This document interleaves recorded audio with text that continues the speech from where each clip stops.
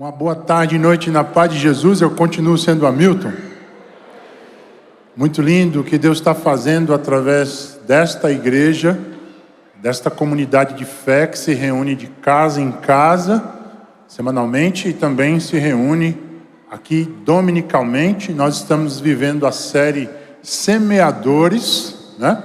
Falamos na semana passada sobre Ananias e sobre a capacidade que Deus lhe deu de acolher pessoas, né? De estar junto, de abraçar, de trazer para dentro. E hoje nós vamos falar sobre Daniel. Mas antes eu gostaria de orar ao Senhor, inclusive colocando na presença dele aqueles que estão enfermos. Vamos nos lembrar da irmã Edna, vamos nos lembrar também do Ricardo e vamos nos lembrar da Natália e do seu pai, na verdade, né? A Natália aqui do Grão de Mostarda, casa de recuperação que serve a esta igreja. O seu pai está enfermo, está com uma doença bastante grave e nós queremos interceder por ele, né? O senhor Flávio, melhorou. Senhor Flávio, tá bom? Vamos orar então pela Edna, pelo Ricardo Marques e pela Natália. Oremos ao Senhor e vamos pedir por essa noite. Louvado seja o teu nome, Senhor, Deus, Criador do universo, Criador de cada um de nós, nos deu o dom da vida. Nós temos assistido tantas pessoas adoecendo, Pai. E nós queremos clamar por misericórdia, que o Senhor continue visitando a Edna, onde quer que ela esteja nesse momento e trazendo o alento, a paz ao seu coração, a confiança firme no Senhor e também junto com o pastor Zé Edson. Oramos também pelo Ricardo Marques, visita ele, cobre ele com a tua graça, a sua família, que ele possa ser cuidado pelo Senhor. Oramos também pelo Flávio, para que o Senhor visite ele naquele leito e traga a tua bênção, a tua graça sobre a sua vida. E oramos todos aqueles dessa congregação que estão adoecidos, que o Senhor possa curar do ponto de vista físico, emocional e espiritual, para a tua glória. É o que nós oramos em Cristo Jesus. Amém. Meus amados irmãos, vamos falar hoje então sobre Daniel e o que ele tem a nos ensinar enquanto semeadores. Vivemos o ano da semeadura, 2024. Demos o pontapé inicial no culto da virada. Quem estava no culto da virada? Lindo demais, né? Aquilo que Deus fez e continua fazendo. Final de janeiro, terminamos a série sobre as resoluções. Espero que você tenha aprendido e tenha feito resoluções na sua vida. Eu fiz várias resoluções na minha vida. Melhorar a minha alimentação, melhorar a minha atividade física, que eu não estava fazendo, comecei a fazer, para a glória de Deus, né? Espero que você também tenha tido alguma resolução aí, espiritual, emocional, física na sua vida. E nós, enquanto semeadores da palavra, aprendemos na semana passada com o pastor Alcimor a necessidade de acolher, de abraçar pessoas, de trazer para dentro, de trazer para perto. O ser humano não foi criado para estar isolado. E hoje nós vamos falar sobre Daniel e como Daniel nos ensina a viver numa cultura anti-Deus, numa sociedade que valoriza a festa que nós estamos vivendo aqui nesta semana, Carnaval.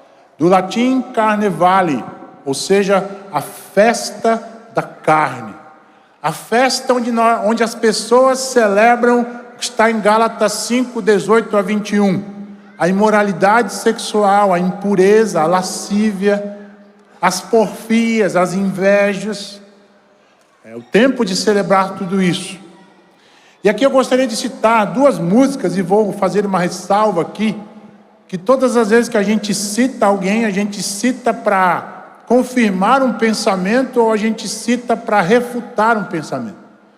E nesse momento eu farei a citação de dois trechos de músicas chamadas, abre aspas, fecha aspas, seculares, para refutar e para dizer o que a palavra de Deus diz em resposta. Amém? Então é isso que a gente faz. No primeiro momento eu gostaria de citar a música de Tom Jobim, e também de Vinícius de Moraes, uma música conhecida, talvez você, né, que é papai, mais ou menos da minha idade, é da minha época, não sou tão velho assim, só tenho 44 anos, vou fazer 45 ainda esse mês, bem novinho, né? E talvez é da sua época, ou do seu pai, ou da sua mãe. A felicidade, diz assim: a felicidade é como uma pluma que o vento vai levando pelo ar. Voa tão leve, mas tem a vida breve. Precisa que haja vento sem parar. A felicidade para Tom Jobim e também para Vinícius é uma coisa muito leve, muito frágil. Diferente da tristeza, porque a tristeza, diz ele, não tem fim, mas a felicidade sim. A tristeza, quando nos abraça, nos parece que ela não vai embora, é ou não é? Quando você está triste, parece que não vai passar a tristeza. Mas quando você está feliz, parece que vai acabar já já. E ele diz, a felicidade do pobre parece um momento, uma grande ilusão, e ele chama a ilusão do carnaval. O carnaval é uma ilusão. E qual é a ilusão, pastor? A gente trabalha o ano inteiro por um momento de sonho, para fazer a fantasia de rei ou de pirata, ou de jardineira, onde tudo vai se acabar na quarta-feira. O carnaval é uma utopia, um sonho de uma felicidade do ano todo, tentada de ser vivida em 4 dias. Você pode imaginar a sua vida antes de Jesus, que você tentou viver esse sonho, você tentou ser feliz por 4 dias e não deu certo, e você acabou frustrado, exatamente essa utopia descrita por Vinícius e também por Tom Jobim. A outra música é de Daniela Mercury, chamada Baianidade Nagô. Olha o que as pessoas pensam quando cantam essa música. Já pintou o verão, o calor no coração, a festa já vai começar. Salvador se agita, Fortaleza se agita, Rio Grande do Norte, Natal se agita, o Brasil se agita. Numa só alegria, será mesmo? E aí celebra-se os ícones do carnaval brasileiro, Eternos, Dodô e Osmar. E aí vem o desejo de Daniela e de todos aqueles que estão nesse momento no carnaval. Eu queria que essa alegria fosse eterna. Quem sabe um dia a paz vence a guerra. E viver será só festejar. A utopia de um momento de paz, a utopia de um momento de alegria eterna. É isso que as pessoas estão querendo no carnaval. E quando nós olhamos para a palavra de Deus, isso é uma vida marcada, gente, pela superficialidade. A gente corre o ano inteiro para um momento de alegria, de fantasia, de utopia, mas é a superficialidade, aquilo que Richard Foster chamou do mal do século. Nós somos pessoas superficiais. Nós andamos querendo relacionamentos utilitários, relacionamentos rasos, onde eu não posso conhecer muito a pessoa, e as pessoas também não podem me conhecer, porque senão elas vão me confrontar dos meus erros, elas vão puxar a minha orelha. Mas será que é isso que nós devemos viver em Cristo? E com o advento da internet, essa busca por uma vida superficial alcança os sites de bate-papo na internet. Nós queremos, através da conectividade da internet, nos sentir aproximados das pessoas. E aí você tem o seu Instagram. Você tem lá seguidores e você também segue pessoas. Aquelas pessoas que você segue são pessoas que você idealiza, que você acha que podem te ensinar alguma coisa. E nós estamos, através de seguidores, construindo o nosso próprio eu. Aí eu faço uma pergunta para você nessa noite. Quem é que você está seguindo, meu irmão, na internet? É uma pessoa que está ensinando a você o quê? Vai estar construindo a sua vida ou está aproximando você dos valores deste mundo? Preste atenção. E aquelas pessoas que nós seguimos também.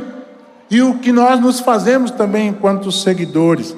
E aí você tem 1000 seguidores, você tem 2000 seguidores, mas nenhum deles vai te ajudar no momento em que você precisa de ajuda. Pessoas conectadas não são pessoas próximas.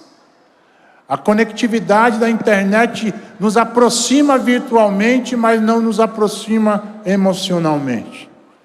E aí tem uma pesquisa feita por um francês chamado Michel Desmouget. Ele escreveu um livro chamado A Fábrica de Cretinos Digitais.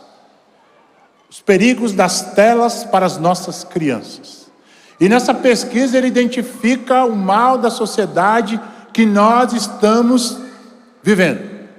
E ele identifica que as crianças hoje têm menos QI ou coeficiente intelectual do que os seus pais. Não pode. É uma sociedade que está adoecida intelectualmente. E por quê? Por conta do uso de telas, as crianças estão usando o celular. E esse celular, irmão, não ache que é uma boa para o seu filho, viu? O celular na mão de uma criança é uma destruição. Ela não tem capacidade cognitiva para isso. A recomendação da Sociedade Brasileira de Pediatria é que a partir dos 7 anos você tenha controle de 1 hora por dia. 1 hora por dia. Mas nós temos muitos afazeres e acabamos deixando as crianças com esse anestésico cibernético, que eu vou chamar aqui de celular.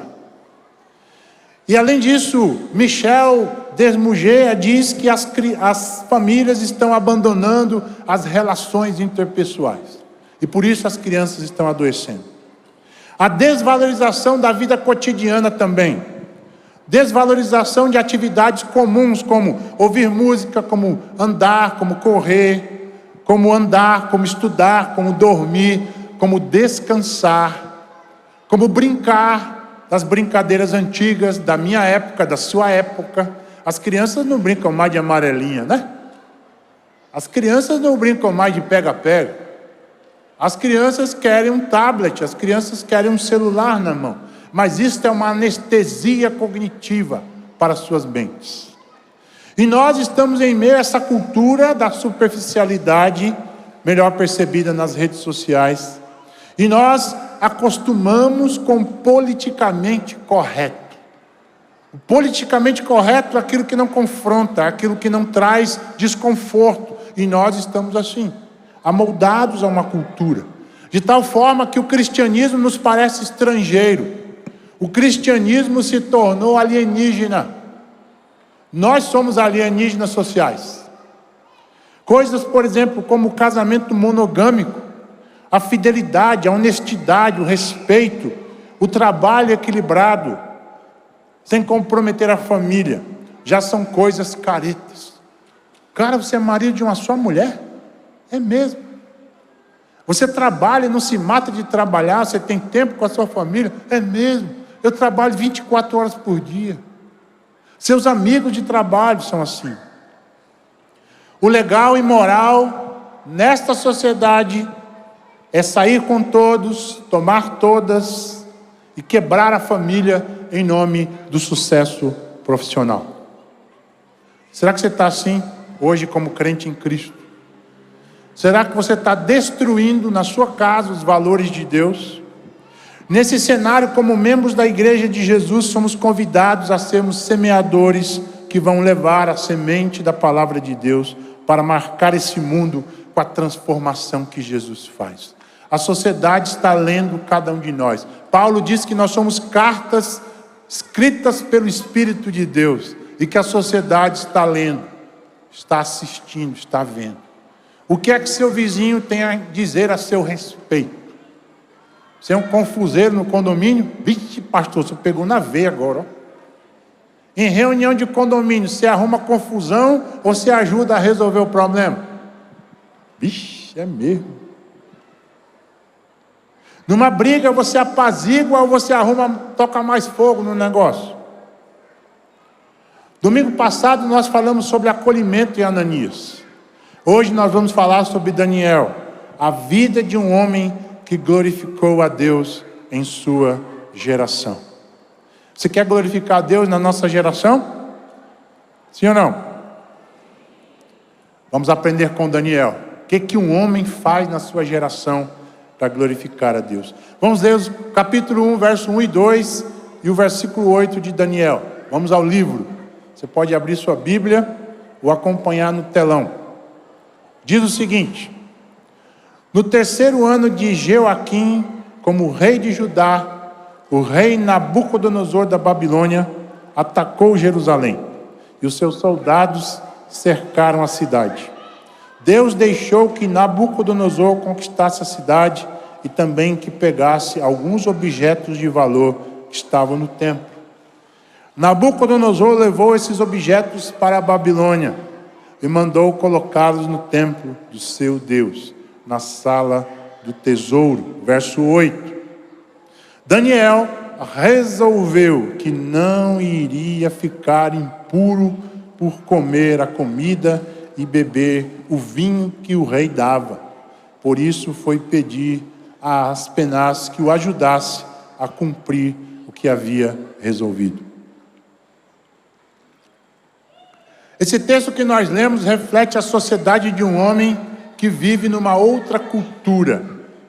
Daniel, um judeu da tribo de Judá, ele é deportado para a Babilônia. Deus havia dito desde o Pentateuco: se o seu povo desobedecesse, eles teriam punições, e uma delas era serem deportados para um outro país. Imagine você, criado, nascido no Ceará, você é deportado, colocado para outra cidade, para outro país, e vai viver longe da sua cultura. Assim foi. E nós temos na Bíblia 4 deportações. A primeira deportação, em 605, Daniel e seus amigos vão para a Babilônia. A segunda deportação, em 597, também Ezequiel, o profeta Ezequiel, vai para a Babilônia também. Na terceira deportação, em 586, o resto do povo da terra e os pobres também são avassalados por uma grande, terrível invasão de Nabucodonosor. E ele queima a cidade, ele destrói tudo e leva utensílios do templo. É o momento em que Jeremias lamenta e escreve o texto de Lamentações. É o choro do profeta sobre a cidade, sobre a sua tradição. E a última deportação, em 582, Jeremias leva o resto do povo, os pobres que ficaram na terra. E agora esse homem está diante de uma cultura nova, de uma cultura diferente, de uma cultura politeísta, e o desafio dele é andar na presença de Deus. E nós, na cultura em que nós vivemos, somos desafiados por Deus também para andar em sua presença. Em tese e em resumo, a vida humana numa cultura ateísta evoca a decisão diária de viver para a glória de Deus.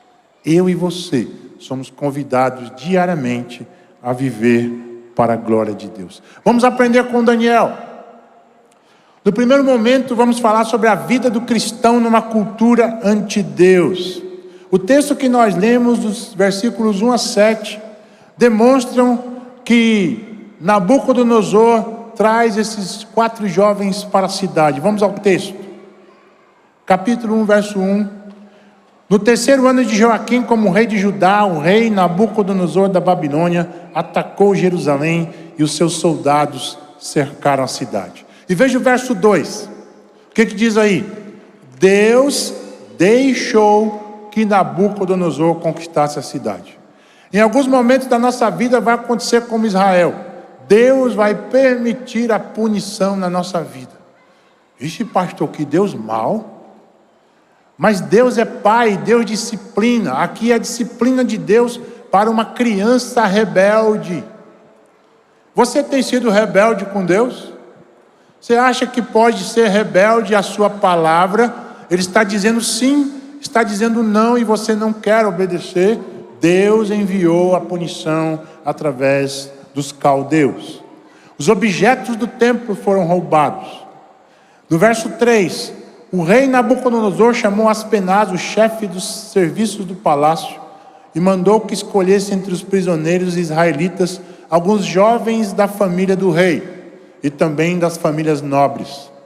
Todos eles deveriam ter, aí declina o perfil desses jovens: boa aparência e não ter nenhum defeito físico, deveriam ser inteligentes, instruídos e serem capazes de servir no palácio, e precisariam também aprender a língua e estudar os escritos babilônicos. E o verso 5: o rei mandou também que os jovens israelitas recebessem todos os dias a mesma comida e o mesmo vinho que ele, o rei, comia e bebia. Vamos entender que essas comidas do rei, a comida na Babilônia, assim como era na Grécia Antiga, eram dedicadas aos deuses. Daniel estava diante de um desafio. Ele, judeu, criado numa cultura teísta, é desafiado agora a lidar com uma cultura ateísta. Todas as comidas da Babilônia eram dedicadas ao deus Marduk, o deus criador. E o que ele faz? Verso 6 e 7 agora. Então, diante desse perfil, entre os que foram escolhidos estavam Daniel, Ananias, Misael e Azarias, todos da tribo de Judá, tribo seleta, tribo do Messias. Esses 4 jovens são inseridos numa cultura anti-Deus. Verso 7, então Aspenaz deu outros nomes, isto é, olha aqui o processo de profanação do sagrado. É isso que uma cultura anti-Deus faz, ela profana os valores sagrados, ela inverte os valores. E aí aqueles homens que se chamavam Ananias, Misael e Azarias e Daniel recebem outros nomes: Beltesazar, Sadraque, Mesaque e Abidnego. Vamos entender as implicações disso. Primeiro, vamos ao cenário. A construção da cidade do super-homem. Nabucodonosor queria construir uma super cidade, um super império, através de super-homens. Pessoas as mais inteligentes possíveis, pessoas as mais bonitas possíveis e capazes de realizar feitos. Olha que coisa interessante. Como Daniel, somos inseridos numa cultura que profana o sagrado e dessacraliza o que é santo.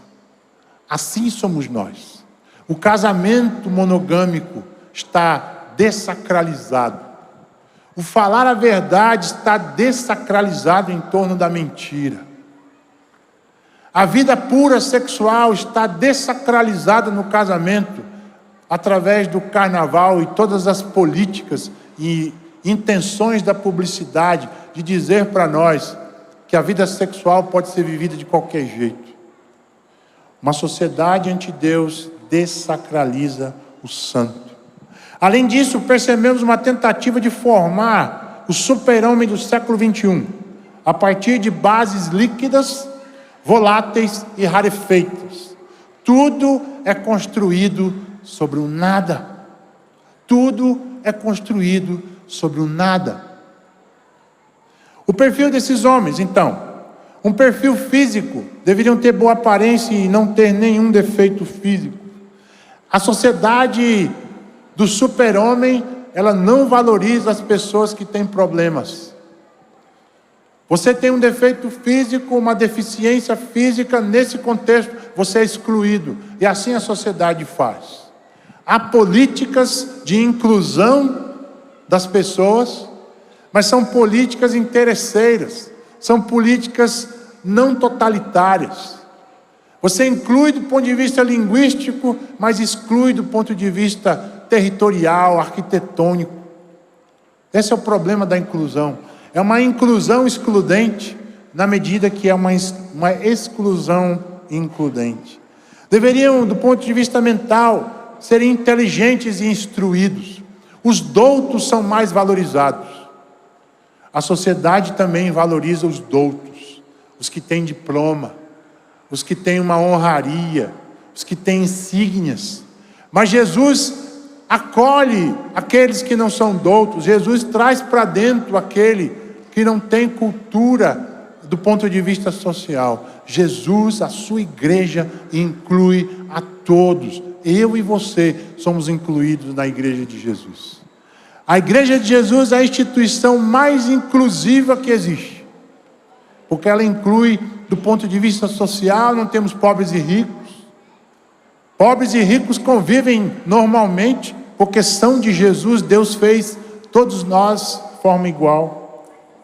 Somos incluídos. Do ponto de vista comportamental, deveriam ser capazes de servir no palácio. Pessoas que sabem realizar coisas. E eu e você também podemos entender que nós somos capazes de realizar coisas. Deus nos deu dons. Deus deu dons para você. E Ele te fez capaz. Não enterre o seu dom. Não enterre a sua capacidade. Você é capaz de servir no reino. E além disso, deu-lhes habilidades desejáveis. Nabucodonosor queria pessoas que precisavam aprender a língua e estudar os escritos dos babilônios. Veja, gente, há uma perspectiva na sociedade de um cristianismo emburrecido, em que a fé cristã, ao ver deles, é uma fé alienada, uma fé que não conhece, é uma fé que não estuda. Não pode ser assim. O Senhor nos chama ao conhecimento que gera vida. Eu desafio você aqui, jovem, irmão, irmã, que parou na vida, de estudar. Deus está te chamando. Não para não, continua os seus estudos. Amém? Você fez uma faculdade, continue na especialização. Você não fez ainda, pastor, parei no ensino médio. Continue a estudar, faça o SEJA. 2, 3 anos você termina o ensino médio. Deus quer de nós uma mentalidade capaz de aprender as coisas para dar glória ao seu nome. E qual é o perfil desejável então para o super-homem do século 21? A construção de um projeto de humanidade, gente. Qual é a humanidade que se deseja construir? Veja que o bate-papo de psicólogos, de sociólogos, de homens inteligentes, é a construção do mundo, do tudo, baseado no nada. Bases líquidas. Bases de você faz aquilo que te dá na telha. Você é livre para fazer qualquer coisa.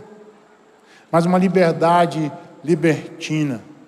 Agora, olha o que acontece com eles. Nós falamos dos nomes, Olha o processo de viver como cristão numa cultura anti-Deus. O nome deles é mudado. E na Bíblia o nome tem a ver com a identidade, Jacó, enganador. Ele é o enganador. O nome tem a ver com a identidade. Olha só, Daniel significa Deus é meu juiz. Daniel foi chamado de Beltesazar, que significa que Bel protege o rei. Bel é Marduk, é o Deus criador da Babilônia. Olha, a fé num Deus que é justo é trocada por Bel ou por Marduk como protetor do rei. Ananias significa graça de Deus, é trocado por Sadraque, ordem de Acu, Deus da lua. Misael, quem é como Deus, é trocado por Mesaque, quem é semelhante a Acu, Deus lua. E por fim Azarias, Yahvé ajudou, uma crença na ajuda no Deus Todo-Poderoso, é trocado por Abednego, servo de Nabu, Deus babilônico da sabedoria. Olha, o nome deles, a identidade deles é trocada. A sociedade quer trocar a sua identidade, meu irmão. Não aceite os valores desse mundo na sua vida. Não aceite os valores desse mundo na sua casa. Não permita que a internet eduque seus filhos. Não permita que o trabalho tome conta do seu tempo total. Trabalhar sim, ser escravo do trabalho não. A sociedade quer trocar os nossos nomes. O nome de cada um é filho de Deus, amado de Deus, criado por Jesus. Somos nação santa, sacerdócio de Deus, povo de particular exclusividade de Deus. Não troque a sua identidade em Cristo pela identidade do mundo. Assim seremos semeadores para a glória de Deus. E ele teve um desafio no Império Medo-Persa. Olha o desafio de Daniel. Capítulo 6, verso 10. Quando Daniel soube que o rei tinha assinado a ordem, uma ordem de proibir adorar a Deus. Imagine que hoje no Estado brasileiro fosse proibido de orar. Imagina. Nabucodonosor fez isso para inflar o seu ego. Então Daniel soube da assinatura dessa ordem e voltou para casa. No andar de cima havia um quarto com janelas que davam para Jerusalém, a terra da qual ele era. Daniel abriu as janelas, ajoelhou-se e orou, dando graças ao seu Deus. E ele costumava fazer isso 3 vezes ao dia. Os inimigos de Daniel foram juntos para a casa dele e o encontraram orando ao seu Deus. Então foram procurar o rei a fim de falar com ele a seu respeito. O decreto do rei veio. Não pode adorar, não pode servir, não pode amar a Deus. O que Daniel fez? Fez como Pedro: é melhor obedecer a Deus do que aos homens. E continuou orando ao Senhor 3 vezes ao dia, mas a perseguição veio. Ele foi delatado pelos seus inimigos. Eu quero dizer para você que quer andar com Deus, você vai ser perseguido. Amém? Palavra dura, né, pastor? Se você quiser andar com Deus como Daniel, você vai ser perseguido. Você é um empresário, você vai dar nota cheia, né? Você vai ser perseguido. Você é um crente em Cristo no seu trabalho, quer fazer o seu trabalho honesto, você vai ser perseguido. Você quer ter um casamento fiel, você quer andar com Deus na sua casa, com a sua esposa, você vai ser perseguido. Porque aqueles que querem servir a Deus e fazer aquilo que Deus quer, serão perseguidos pela cultura desse mundo. E aí, tem a ver com o que eu chamo de um processo de amoldar-se a esse mundo. E a cultura desse mundo vai entrando na nossa casa de maneira sutil. E a estratégia é aquela estratégia de Peter Wagner no livro Poder da Visão. Ele chama a ilustração da rã na chaleira, para dizer que os valores de uma sociedade não mudam de forma abrupta. Na sua casa é assim. E a ilustração da rã na chaleira é o seguinte: se você colocar uma rã dentro de uma chaleira com água quente, ela vai pular. Mas se você coloca a rã dentro de uma chaleira com uma água fria, você esquenta, liga o fogo, a temperatura do fogo vai aumentando e a temperatura da rã vai se amoldando à temperatura da água, e quando a rã perceber, ela está morta. Porque foi morrendo aos poucos. O seu corpo foi acostumando à temperatura nova. E nós somos assim, meus irmãos. As coisas do mundo vão entrando na nossa vida bem devagarzinho. É um WhatsApp que eu respondo, horas da noite, de uma mulher. Um homem recebe um WhatsApp, que não é sua esposa, de noite. E ele diz: boa noite. Esse boa noite é uma porta para o inimigo de Deus.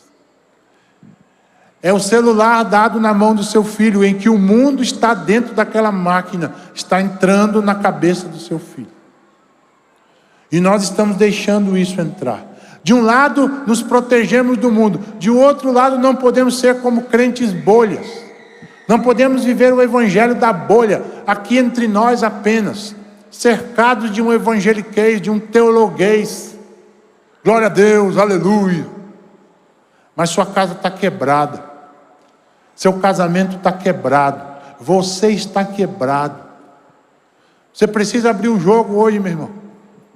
Não dá para viver um cristianismo em si mesmado. Um cristianismo de fazer uma tenda para nós aqui dentro e o evangelho não se espalhar na cidade através das nossas vidas.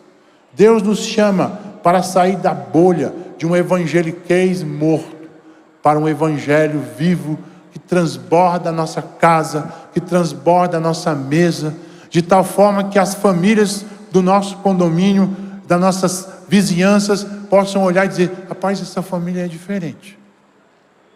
Eu nunca vi esse povo gritar. Diferente de que alguém, rapaz, aquele povo ali da IBC, eles casados estão quebrando pau ali, pastor. É mesmo. Eles não se entendem. Eles não conseguem sentar e pedir ajuda ao Espírito de Deus para resolver um problema. Não podemos nos amoldar ao mundo, mas também não podemos ser crentes bolha. Em síntese, George Peters diz o seguinte: Deus, a igreja e o mundo estão à procura de homens com corações em chama, corações cheios do amor de Deus, cheios de compaixão pelos males, tanto da igreja quanto do mundo, cheios de paixão pela glória de Deus, o evangelho de Jesus Cristo e a salvação dos perdidos. O nosso coração precisa arder em chamas, chama pela compaixão do Senhor por este mundo, por essa cultura que nós vivemos. E aí eu pergunto, qual o cenário anticristão da sua vida ao longo da semana, meu irmão? Pastor, lá no trabalho é difícil. Fazer o que é certo, andar com Deus é difícil. Eu estou sendo perseguido. Na escola, na universidade, quando o aluno na universidade se posiciona diante do cristianismo e diante do criacionismo, o ceticismo da universidade, o ceticismo da biologia, do darwinismo se sobrepõe à fé. E aí eu, como crente em Cristo Jesus, levanto a bandeira do criacionismo, da fé em Cristo, da historicidade da palavra de Deus. Mas eu vou ser perseguido. Todos aqueles que querem andar com Deus vão ser perseguidos de uma ou de outra forma. Mas não se preocupe, Deus vai estar com você. Não se preocupe quando você for ridicularizado. O Senhor Jesus estará com você. O Espírito de Deus vai dar a você o que falar. Creia nisso. Em segundo lugar, a decisão de Daniel em viver para a glória de Deus. Olha o verso 8, gente. Que coisa linda. Daniel, então, diante das ofertas dos manjares do rei da Babilônia, diz o seguinte: Daniel resolveu que não iria ficar impuro por comer a comida e beber o vinho que o rei dava. Por isso, foi pedir a Aspenaz que o ajudasse a cumprir o que havia resolvido. Daniel tomou uma decisão na sua vida. Ele resolveu não se contaminar com a política, com a sociedade, com a cultura babilônica. Ele tomou uma decisão na sua vida. É esta decisão que Deus quer que a gente tome hoje. Em primeiro lugar, a decisão individual de viver longe da impureza, gente. O Senhor quer fazer isso conosco. Você precisa decidir hoje, meu irmão. Você precisa decidir hoje não se compactuar com essa cultura, com aquilo que prejudica a sua vida. O que é uma novela? É um seriado que está tomando a sua atenção. Pastor, estou viciado em série. Série é bom, né? Quem assiste série aí? É bom, né? É show, né? É bom demais. Tem várias séries que estão na minha lista para assistir, mas não consegui assistir nenhuma ainda. Consegui sentar para assistir, né? Mas tudo aquilo que te domina, tudo aquilo que te escraviza não é bom, meu irmão. Todas as coisas me são lícitas, mas eu não vou me deixar dominar por elas. Então, decida hoje abandonar aquilo que está te escravizando. É uma decisão, uma resolução individual. Veja o que Ezequiel, o profeta Ezequiel, na mesma época que Daniel, também na Babilônia. Daniel foi na primeira deportação, Ezequiel na segunda, e eles estão vivendo esse período de 70 anos. Olha o que Ezequiel testemunha sobre Daniel. Ezequiel 14, 12 a 14. O homem mortal, aliás, verso 12. O Senhor me disse o seguinte: homem mortal, se uma nação pecar e for infiel a mim, eu levantarei a mão contra ela e destruirei os seus depósitos de alimentos. Farei com que haja fome para matar gente e animais. Mesmo que Noé, Daniel e Jó estivessem vivendo ali, a honestidade desses três homens salvaria apenas a vida deles. Eu, o Senhor, falei.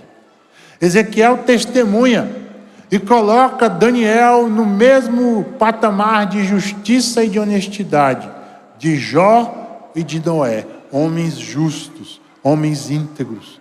Daniel era um homem honesto. Ele decidiu ser honesto. Eu acho que talvez você que ainda está vacilando ainda na sua vida ética, porque o cristianismo nos leva a uma vida que pisa o chão, que pisa a terra. O cristianismo, eu costumo dizer, é uma fé da cabeça no céu, mas dos pés na terra. A cabeça na esperança da volta de Jesus, mas os pés na terra, que glorifica o nome de Deus no que eu falo, no que eu penso, no que eu sinto, no que eu toco, no que eu ouço. O Evangelho de Jesus faz uma virada de 180 graus na minha vida. E o poder de Deus faz isso em mim. Moody, o evangelista do século 18 ou 19, disse que uma vida consagrada produzirá uma impressão mais profunda. Os faróis não carregam nenhuma buzina, apenas eles brilham. Deus quer que nós nos consagremos a Ele nessa noite, como semeadores da sua palavra, porque somos faróis nessa sociedade que está vivendo a escuridão. Deus quer brilhar através da sua vida, meu irmão. Deus quer brilhar através do seu trabalho. O nome de Jesus quer brilhar através daquilo que você faz. Não manche o Evangelho de Jesus. Que eu não impeça que as pessoas possam chegar ao Evangelho de Jesus. E aí, além de decidir, uma coisa importante Daniel faz. No verso que nós lemos, verso 8, ele pede a ajuda de Aspenaz, o administrador de Daniel, de Nabucodonosor, aliás. O pedido de ajuda, então, como base do início do processo de restauração. É isso que nós dizemos aqui nesta igreja, meu irmão. Daniel pediu ajuda. Olha, eu não vou conseguir lidar com esse cardápio do rei sacrificado a ídolos. Eu preciso de ajuda, eu preciso de uma alternativa. E aí nós também hoje, se você está lutando com alguma coisa nessa sociedade, você não está vencendo, uma luta no trabalho, uma luta na escola, uma luta em casa, em nome de Jesus, sai desse processo de orgulho e peça ajuda. Peça ajuda. Você pode não estar enxergando a dimensão do problema. E aí é interessante que chega para nós, no gabinete pastoral, por exemplo, pastor, eu quero me divorciar da minha esposa. Vixe, rapaz, mas ninguém decide divorciar-se de um dia para a noite. E aí eu digo que eles foram se divorciando ao longo do tempo. E no momento em que identificaram os problemas, não pediram ajuda.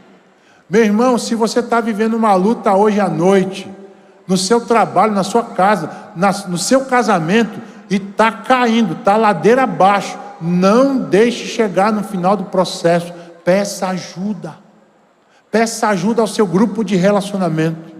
Peça ajuda à sua rede de apoio. Não queira resolver só, em nome de Jesus.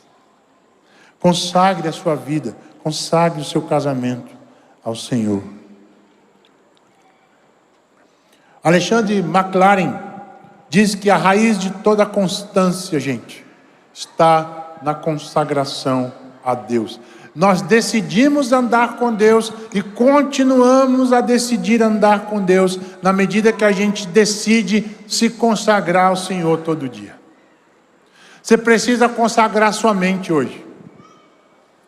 O que você está vendo na internet, pastor? O pastor fala toda hora da internet, mas é que esse negócio aqui, ele está tomando o tempo da nossa vida.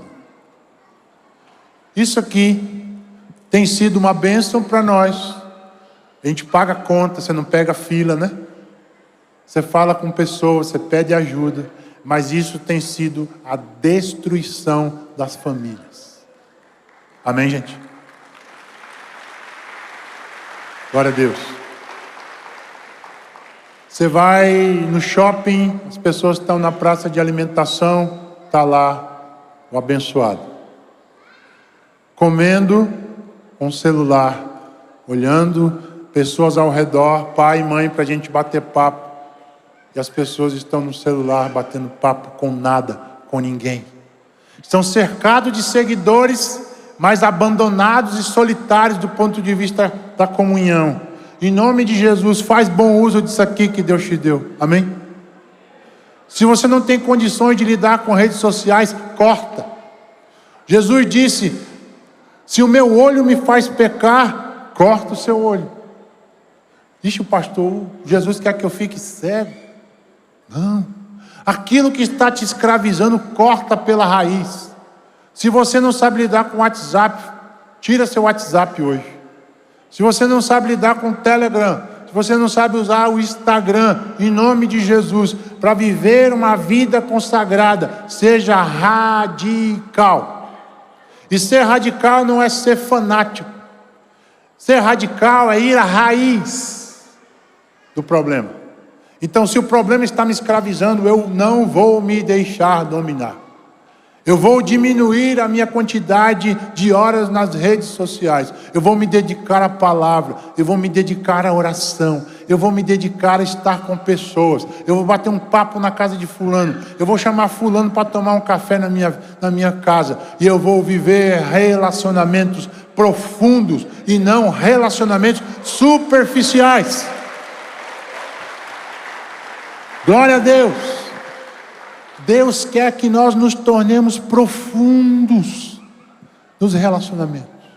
Marido e mulher, chegou em casa, não senta no sofá da sua casa e bota o celular na mão, meu povo.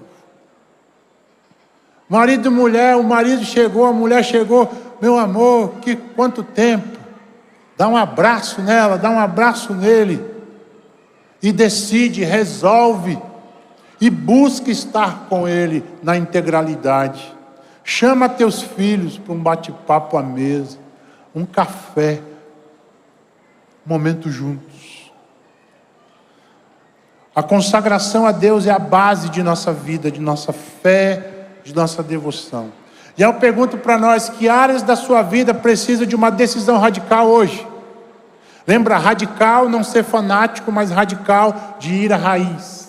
Que áreas da sua vida estão te escravizando hoje e você precisa tomar uma atitude hoje? Pense aí no seu coração. Com que pecados o meu coração está flertando? Porque, como eu disse, ninguém cai de um dia para a noite. A gente vai flertando com o pecado. A gente vai se namorando do pecado. A gente vai se apaixonando pelo pecado. Como está descrito em Tiago capítulo 1. Em mim habita a natureza pecaminosa, mas eu vou flertando, eu vou me aproximando. Tipo fogo e gasolina, né? E aí em mim há o fogo, no mundo há a gasolina das ofertas e dos prazeres. E aí eu vou dizendo, não, eu vou me aproximar só um pouquinho. Não vai pegar fogo não. Só mais um pouquinho, só mais um pouquinho. E quando eu percebo, já aconteceu a explosão. A destruição veio. Porque eu comecei a flertar com o pecado. Meu irmão, na área que você tem de luta, não brinque com o pecado. Não brinque com aquilo que te escraviza. Seja radical. Ouça Jesus, ouça a sua palavra. Corta em nome de Jesus. Lembremos que o pedido de ajuda é o início do processo da restauração, como nós falamos. No final do culto, você pode procurar o espaço de conexão. Eu quero um GR para a minha vida, eu quero esse lugar onde eu abro a minha vida, onde eu resolvo, onde eu peço ajuda, como Daniel. Além disso, na IBC nós temos os grupos de passos, que é um tipo de CR intensivo de 9 meses, em que eu vou me identificar, eu vou partilhar a minha vida com outras pessoas por 9 meses, para eu viver a restauração. Você vai aprender a liberdade possível em Cristo. E aí você vai gritar em alto e bom som: eu sou livre em Cristo. Nós somos livres em Cristo. Nada nos escraviza. O Espírito de Deus habita em mim e eu posso viver a alegria de Deus eterna hoje aqui. Eu não preciso dos placebos sociais. O carnaval é um placebo social. 4 dias que vão terminar na decepção, na frustração da quarta-feira de cinzas. Em terceiro lugar, a resposta de Deus aos que lhe servem de coração. Verso 9, do capítulo 1 de Daniel. Deus fez com que Aspenaz fosse bondoso com Daniel e tivesse boa vontade para com ele. Veja, naquela cultura, todas as comidas eram sacrificadas ao deus Marduk. Não havia opção. E Daniel faz um trato com Aspenaz. Vamos fazer um teste aqui. Traz para mim só comida boa, só verdura, só fruta. E daqui 10 dias você volta aqui para você ver como é que nós estamos. E assim foi feito. E Aspenaz ficou com medo, né?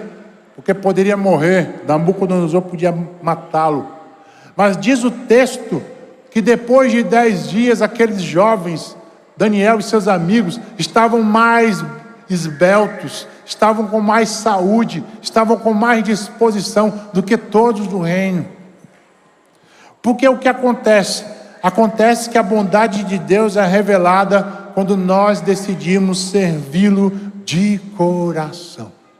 Sempre que você decidir servir e amar a Deus de coração, Ele vai responder a você com a sua bondade. E a bondade de Deus exacerba aquilo que nós achamos que é bom.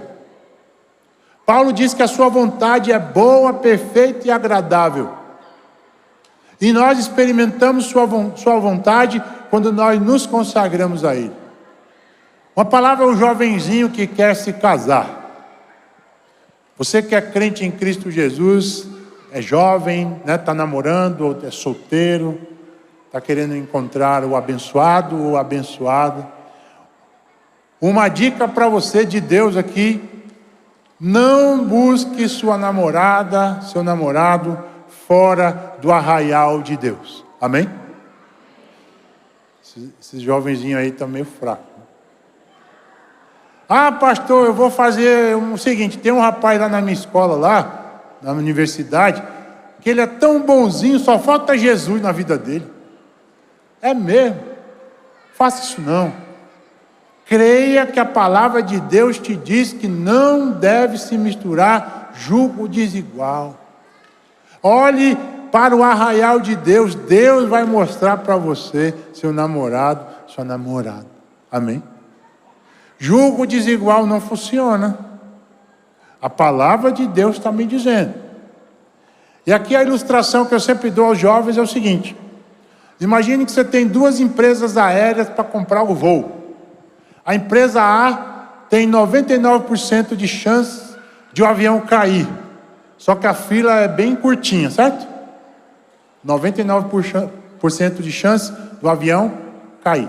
A empresa B, ela é o seguinte: é uma fila muito grande, só que é 1%, 0,1% de chance do avião cair. Em qual das 2 empresas você vai comprar a passagem? Nessa é mais rápida, só que você pode morrer. Nessa é mais demorado, mas a grande chance é de você viver. Qual das 2 você vai escolher? Pastor, eu vou escolher a mais rápida. Então, possivelmente, o seu avião não vai chegar a destino. Mas é a velocidade das coisas, eu quero rápido. Então, é como dizia minha mamãe: o apressado come cru e quente. Então não faça isso. Espere a vontade de Deus. Espere a bondade de Deus. Porque a bondade de Deus é melhor do que a nossa bondade. E aí você vai ver o que aconteceu, né? A diferença que existe entre os que servem e os que não servem a Deus de coração. Olha o verso 14, do capítulo 1.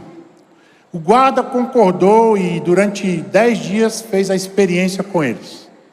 Passados os 10 dias, os 4 jovens israelitas estavam mais sadios e mais fortes do que os jovens que comiam a comida do rei. Daniel e seus amigos foram honrados. Aí o guarda tirou a comida e o vinho que deveriam ser servidos aos 4 jovens e só lhe dava legumes para comer. Deus honrou aqueles jovens. Deus vai honrar você do ponto de vista da sua vida. Do ponto de vista do conhecimento e da inteligência, olha só. Verso 17. Deus deu aos 4 jovens um conhecimento profundo dos escritos e das ciências dos babilônicos. Mas a Daniel deu também o dom de explicar visões e sonhos. Dom esse que foi usado para revelar a sequência dos impérios, o que viria pela frente: o Império Medo-Persa, o Império Grego, o Império Romano e o reino de Deus que viria para destruir o mal, em nome de Jesus. Deus vai honrar você. A diferença entre os que servem e os que não servem a Deus vai ser manifesta quando eu e você, nós decidimos andar com Deus e viver para a sua glória. E aí eu termino com as palavras de José Alencar, grande escritor brasileiro, cearense, aqui da nossa amada Messejana.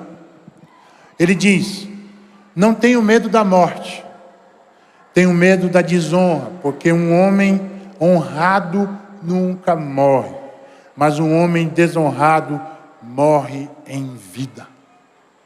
Deus quer exaltar o seu povo, quer honrar o nome de Jesus através da nossa vida. Por isso não negocie os valores de Deus, não negocie os valores da família, a fidelidade, a hombridade, o trabalho honesto. Seja um semeador que glorifica a Deus com a sua vida, porque aqueles que desonram o nome de Jesus vão ser desonrados em vida. E Deus não quer esse péssimo testemunho para a sua igreja. Ele quer que nós sejamos luzeiros nesse mundo ofuscado pela escuridão do inimigo de Deus. A banda pode subir. Como tenho percebido em minha vida a bondade de Deus diante da decisão de servi-lo de coração. O Senhor tem me dado força e saúde física para viver, trabalhar e servir. Porque ainda estou lento ou com falta de ânimo ou desejo de servi-lo de coração. É muito lindo quando a gente vê um coração grato que deseja servir e Deus abençoa, Deus derrama da sua bondade para nós, quando nós vivemos uma vida que glorifica a Deus. Isso extravasa em serviço, em glória ao nome de Jesus.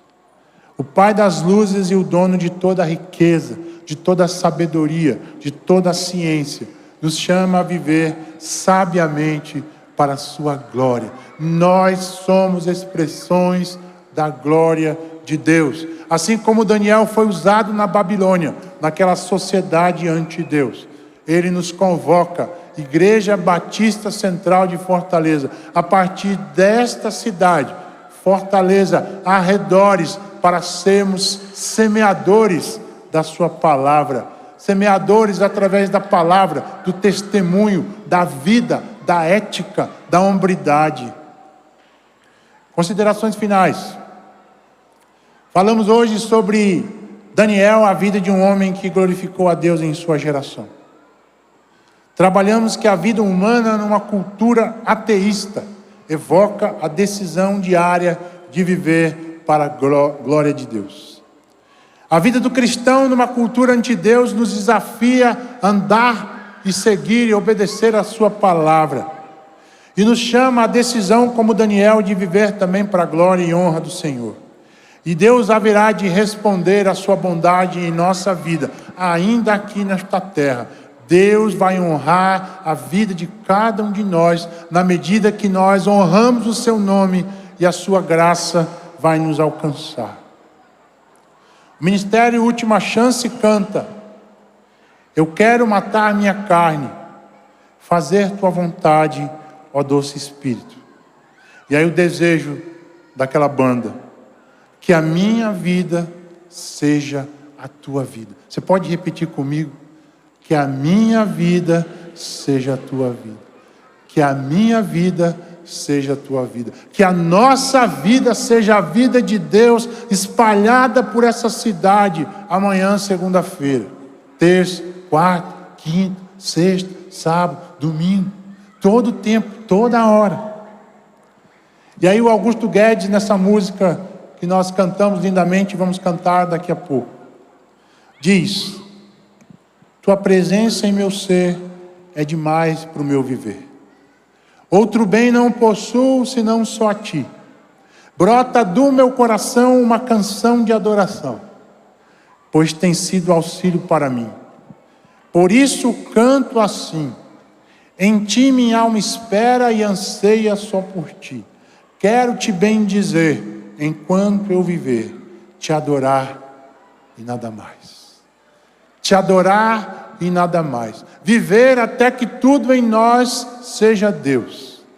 Eu quero te convidar aqui, nesse momento, a uma decisão antes da gente cantar. E Deus tem 2 desafios para nós hoje aqui. O primeiro desafio é você que ainda não conhece Jesus, vive essa cultura maluca que nós falamos hoje aqui. Mas hoje você decide romper os grilhões da infidelidade. Você quer romper os grilhões da decepção, da frustração, de tentar viver uma vida sem Deus. E você gostaria de entregar a sua vida e a sua vontade a Jesus. Você pode levantar a sua mão aí onde você está. Nós queremos orar por você. Tem alguém aqui nessa noite que gostaria de entregar a sua vida a Jesus, experimentar o que é a verdadeira felicidade? Você pode aí no seu lugar dizer assim: pastor, sou eu hoje à noite. Hoje é meu dia. Nós vamos orar por você. Amém? O segundo convite é para você, crente em Cristo, que tem vivido uma vida que não está glorificando a Deus, né? Você está sendo escravo da internet, você está sendo escravo de site de bate-papo, você está traindo sua esposa no WhatsApp, você está fazendo um bocado de besteira, e o nome de Jesus está sendo desonrado na sua vida. Eu gostaria de fazer o desafio à igreja de Jesus, que decide hoje andar na presença de Deus e decidir adorar a Deus e nada mais. Fique de pé, eu quero, junto com a igreja, orar por você, num desafio de você decidir consagrar toda a sua vida ao Senhor. Fique de pé se você quer fazer este desafio com Deus, de consagrar sua vida totalmente ao Senhor. Glória a Deus. Fique de pé, não é vergonha pedir ajuda ao Senhor. Fique de pé, não é vergonha entregar a sua vida e o seu coração. Deus vai responder com a sua bondade na sua vida. Amém? Então a gente vai cantar e na sequência a gente ora para terminar e abençoar a semana. Vamos cantar juntos. Vamos fazer desta oração a nossa resposta a Deus.